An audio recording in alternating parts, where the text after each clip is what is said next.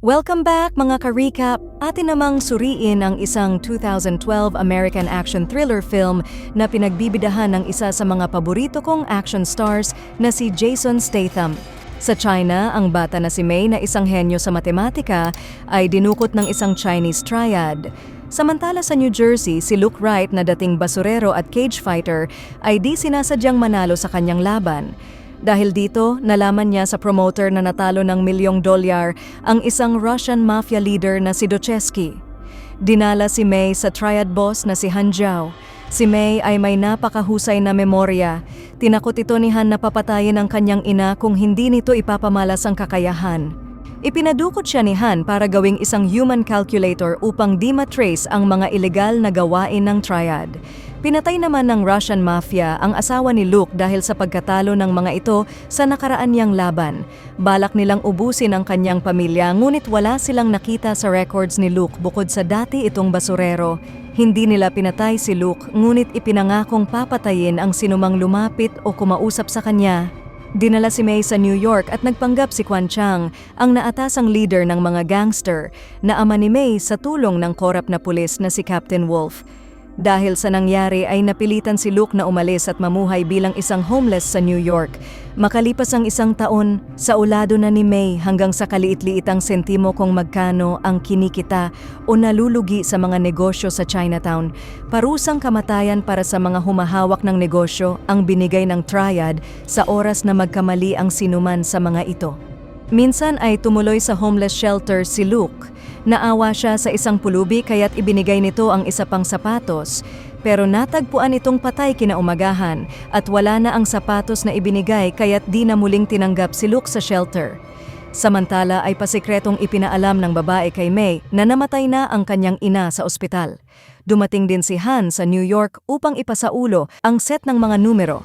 At matapos ay sinunog ang papel. Inutusan nito si Chang na isama si Mei at makipagkita sa isang tao na may hawak ng isa pang set ng mga numero na ipapasaulo rin kay Mei.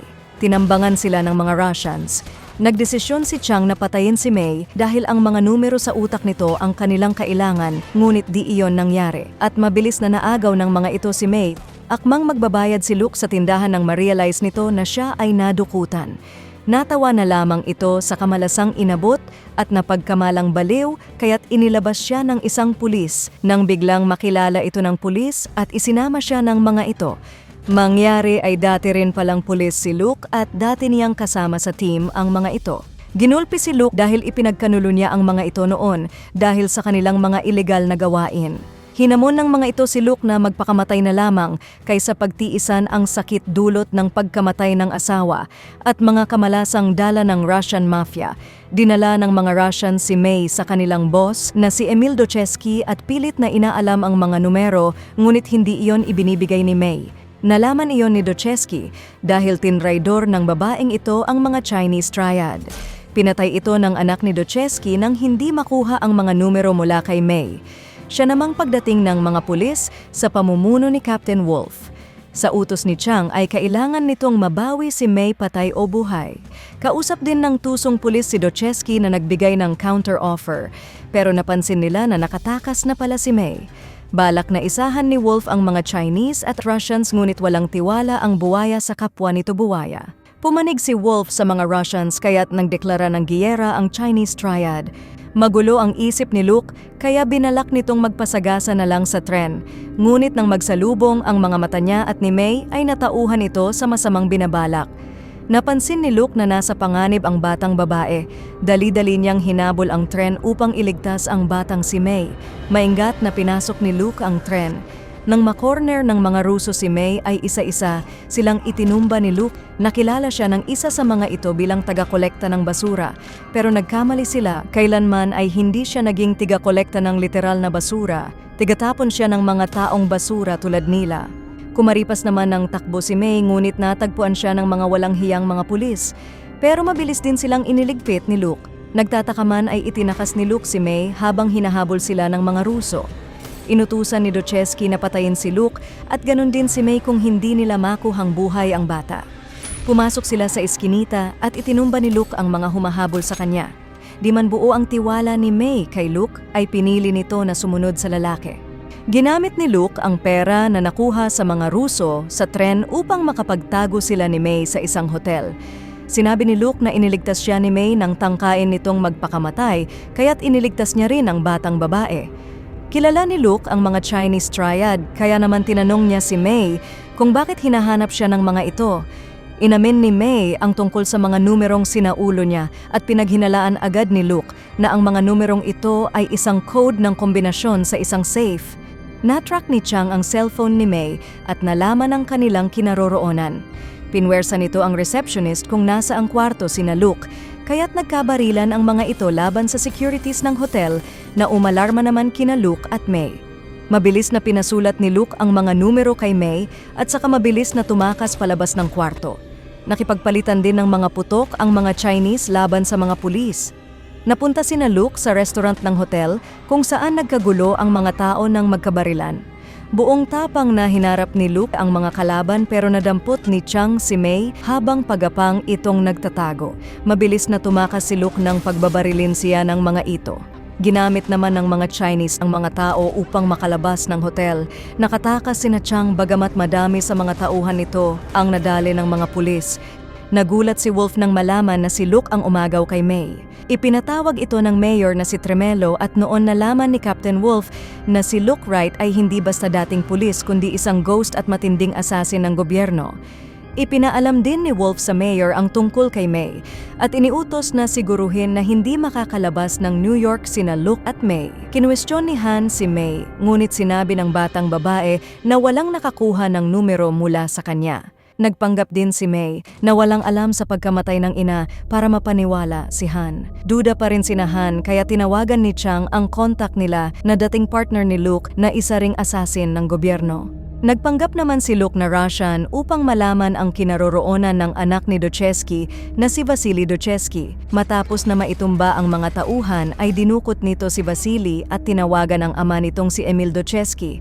Pinagbantaan ni Luke ang buhay di lamang ni Vasily kundi ang buong pamilya ni Dochesky pati na rin ang kanyang negosyo. Sinabi ni Dochesky na ang laman ng unang safe ay $30 million at ang ikalawa ay isang bagay na nagkakahalaga naman ng $30 million.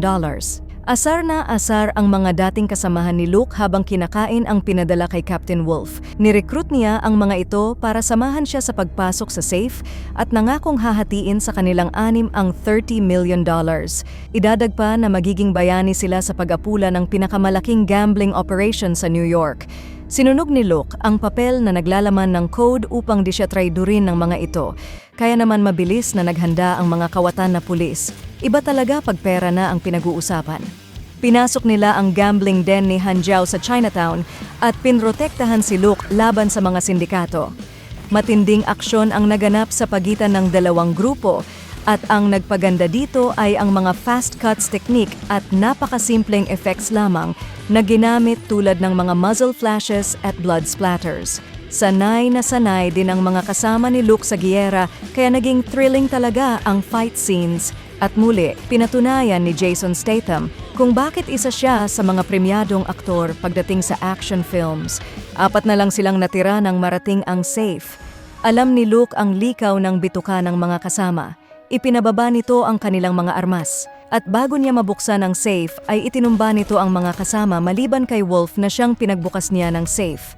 At pagkatapos ay iginapos kasama ni Vasily.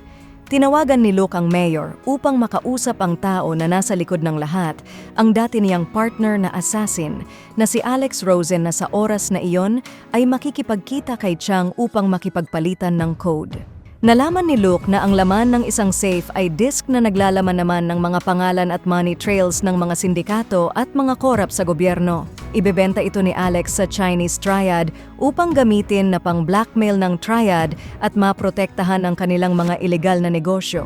Inutos ni Luke na bawiin ni Alex ang batang si May bago nito makuha ang pera. Ipinasulat ni May ang numero kay Alex, ngunit ginamit ni Alex ang ballpen upang umpisahang itumba ang mga Tsino sa loob lang ng ilang segundo bago tuluyang mabawi si May. Sinadya naman ni Luke ang mayor upang kuhanin ang kopya ng disk at sinigurong hindi greatest hits ni Elvis ang laman yon. Nagkita si Luke at Alex at nagpatutsadahan ang dalawa.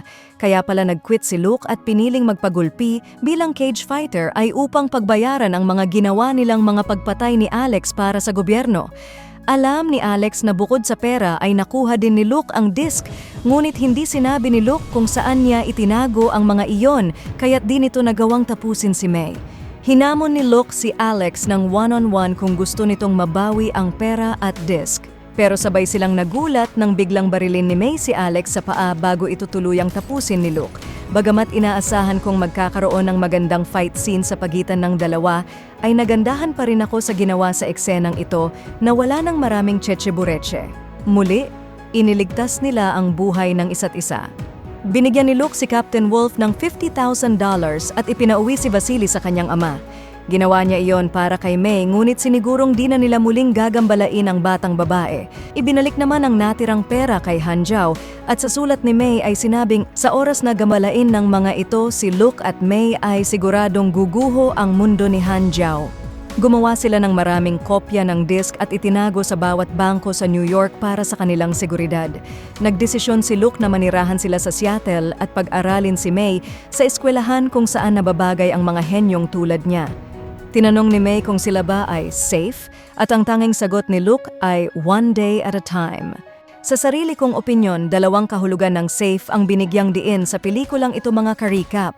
Ang safe na storage ng mga valuables tulad ng $30 million at disc na naging sentro ng mga kaganapan at ang kaligtasan ni May sa tulong ni Luke mula sa mga taong hayok sa kayamanan at kapangyarihan.